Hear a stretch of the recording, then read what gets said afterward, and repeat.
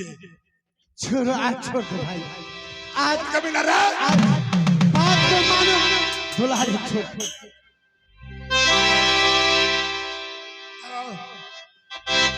तो सचमुच बताओ, जब तुम बोलते हो तुम्हारे मुंह से दारू के बदबू आ रहा है। महाराज तुम जानते हो बिहार में दारू बंद है और तुम दारू पिए हो। नहीं महाराज, अगर दारू नहीं पिए हो लगता है तुम्हारे मुंह रुक जाइए चल बोल, चल बोल, तुम दारू पिए हो। महाराज लगता है नगर से पिया है। नगर साहब आप पिए हैं? नगर से माता अरे हराम रे, चल बोल, तुम दारू पिए हो। महाराज थोड़ा पिए हैं। कितना? 2 ड्राम। 2 ड्राम। 2 ड्राम की तुम दाम जानते हो कितना होता है? कितना होता है? फ्री में मिला महाराज। कहाँ तुम्हें फ्री मिल गया? नेपाल बननिया गांव में। हमारे कमेटी साहब सुभाष बाबू और डॉक्टर साहब या रायथर मालिक, क्या तुम्हें ठग को दारू पिया है?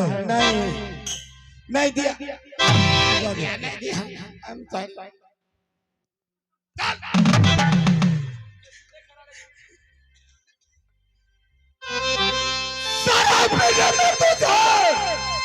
सकत मर गया, काम करता नहीं तू दरबार का, झूठ बोलने में फटता जिगर ही नहीं, कभी लाऊ विश्वास करे बातों का।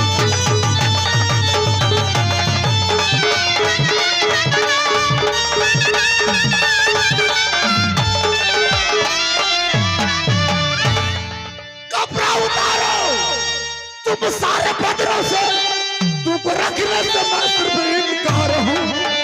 मारो को रास्ते समरा उड़ा दो, ये भी सरकाटी को पढ़कर झुला दो।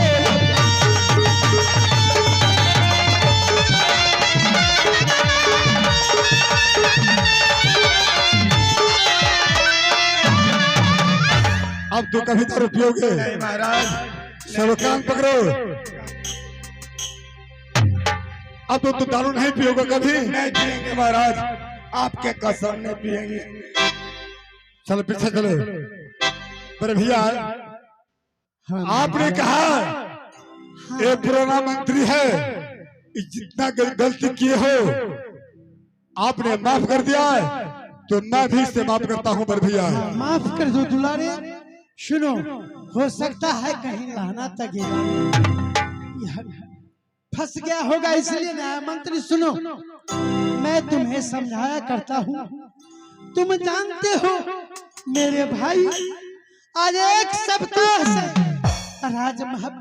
सुनो रे मंत्री, इतना विलम्ब कर तुम आओगे?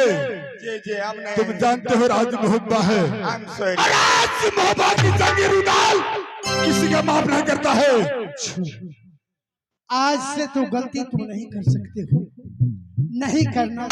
सुनो, हम जो कहते हैं, मेरे दोनों भाई 1 सप्ताह से आया है राजमहल, भूख से ठूर सूख गया है दोनों भाइयों को, और नैना गढ़वाली 56 प्रकार का भोजन कर करके तैयारी कर चुकी है। सुनो, बोलिए महाराज। तुम यहाँ से जाओ, राजमहल जहाँ मेरी भाभी है, जी महाराज। जहाँ मेरे प्रिय पत्नी है, उससे कह देना कि हे महारानी, आपको आज राज्यसभा में बुला रहे हैं। जाओ। जाता हूँ महाराज। जाओ। दुलारी पर भैया सुनो, आज सब कुछ को छोड़ कर करके दुलारी, मैं जो कहता हूँ उस बात पर ध्यान कर। क्या प्रभु? आज तुमको कहीं नहीं जाना है। तुम्हें भाभी नैना गढ़वाली राह जोती है 56 प्रकार भोजन करके। तो हमारे देवर को 1 सप्ताह गुजर चुका, जाकर के दोनों भाई भोजन करो। जो क्या प्रभु? 3 थाली में परोसा लगाना, मैं भी आ रहा हूँ। ठीक है भैया।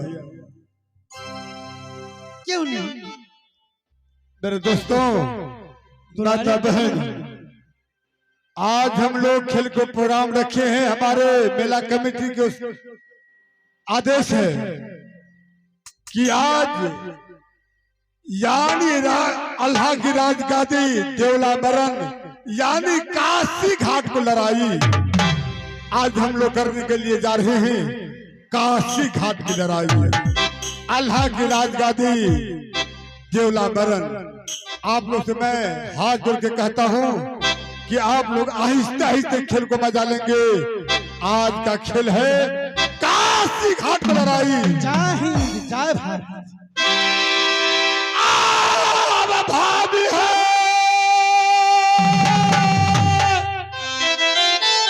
सुरमा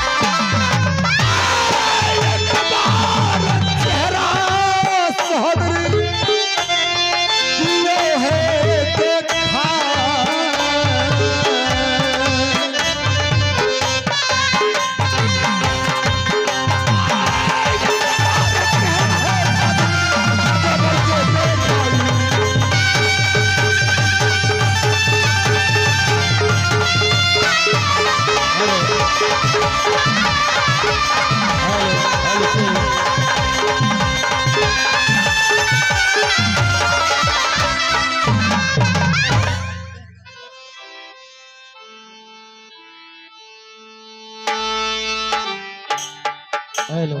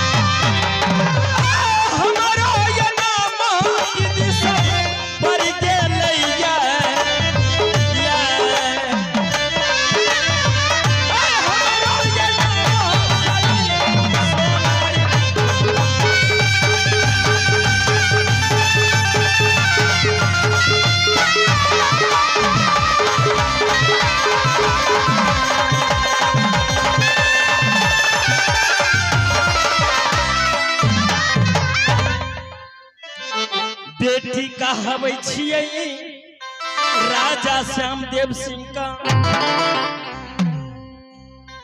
नैहर लागै छै राजनगर में हमार भाई का नाम लागई शुभा इनरमनी वैसा छोटका भाई का नाम लहरा जहरा सिंह कहावई हमार लेकिन हमर ये नाम लागे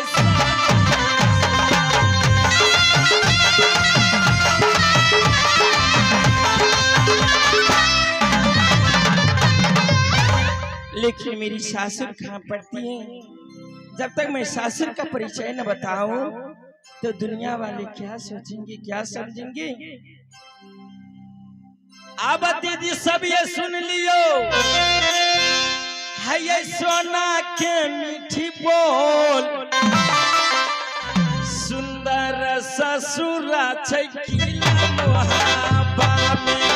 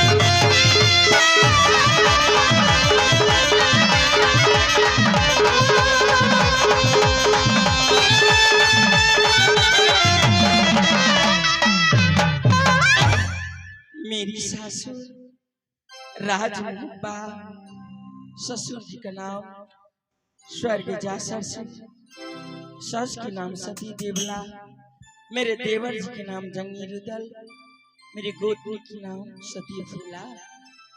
लेकिन ईश्वर, जिस दिन से मैं राज नैनागढ़ से राजमोहबाई हूं, उस दिन से मेरी गोतनी सती फूला हर वक्त मुझे माँ की तुलना मानती है। लेकिन आज कौन ऐसी बात है जो मैं 16 श्रृंगार करने के लिए गई थी। जब मैं सिंदूर अपने हाथों से उठाई तो मेरे हाथों से सिंदूर नीचे गिर गई। लगता है आज कोई अशगुन होने वाला है। खैर कोई बात नहीं। सबसे पहले मैं अपनी गोतनी सती फूला को बुलाकर मैं अपनी सासू माँ के पास जाऊंगी, उनकी चरणों की सेवा करूंगी। मेरी सासू माँ सती देवला ओ मेरी इंतजार करती होगी। बेटी समान मानै छै सासू जी हमार।